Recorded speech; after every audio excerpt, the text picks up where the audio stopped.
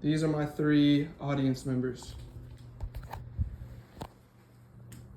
Over 40% of students aged 16 to 24 reported to have at least one adverse behavioral or mental health condition due to COVID-19's online learning system. This was a survey done by the Intercultural Development Research Association, where they surveyed hundreds of students that were in high school or college during this pandemic, and like it says, 40% of students had mental health problems. Online learning is an inferior system compared to in-person education because it results in an overall worse education and significant mental health issues. First of all, online learning results in a worse education overall.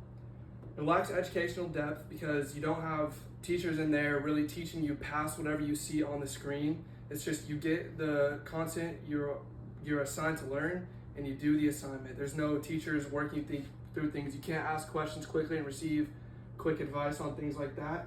Secondly, it encourages cheating because things like ChatGPT and just looking the answers up are way easier, if not easier, than actually going on the online textbook or watching the videos that the teacher provides. And also the teacher's not there to stop that. So the student can do it pretty much freely unless they're in an auto-lock system when taking tests, but for almost all of their assignments, the student will be able to cheat. And also school feels less important overall.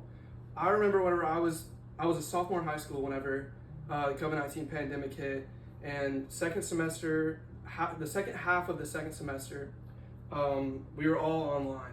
And I will not lie, I did not care about school at all.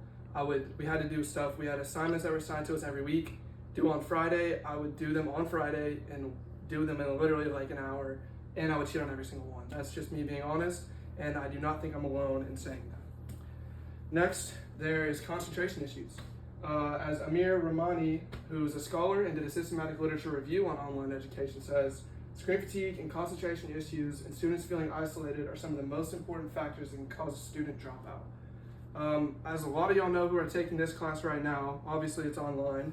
It's kind of hard to sit down and just do all your schoolwork. You're always going to be hopping on TikTok or Instagram Reels or doing whatever throughout the day. So, you're getting distracted for me, it's like every 30 seconds. But with kids, especially whenever there's no real, they don't see the point of school yet. To them, it's just boring.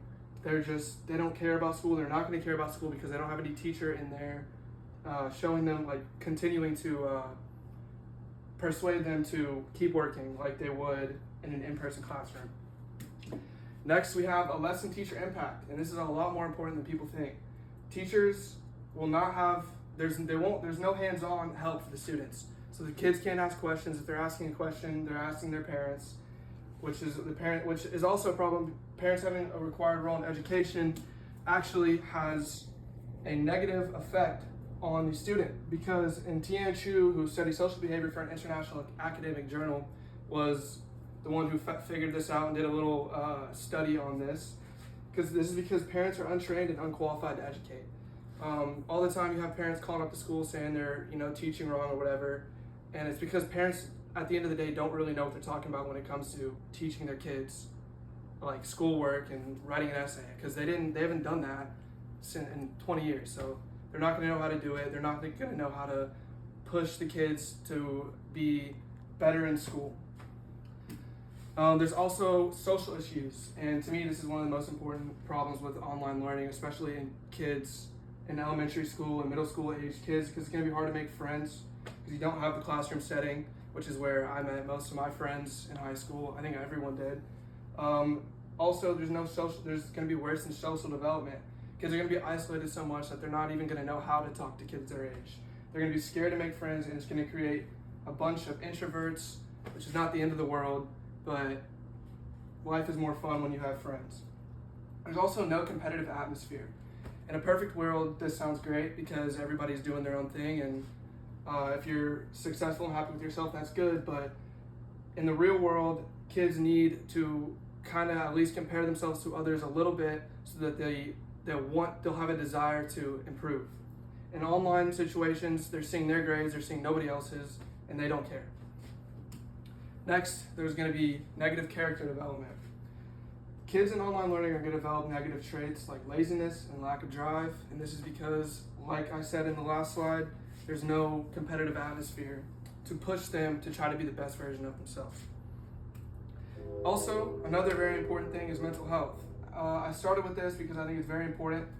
Depression and anxiety are going to be heightened, and this is because of isolation and truly lack of social interactions and lack of friends, because you literally cannot make friends if you are sitting at home all day doing your school and then playing on your iPad.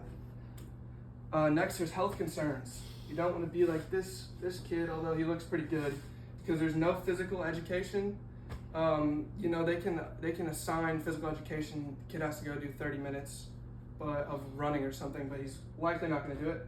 And also, there's no access to healthy meals, so they're going to be eating whatever they can all day long unless they have a parent who cooks for them, which hopefully they do.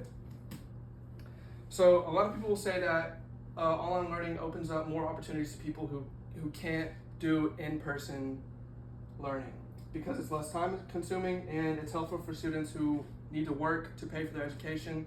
This applies more to college. I think online learning is not as big of a deal in college as it is in high school, middle school, and elementary school. But what I would say to that is that online learning environment has to be unrealistically perfect to meet in-person standards. As Rita said, she's a qualitative researcher in education.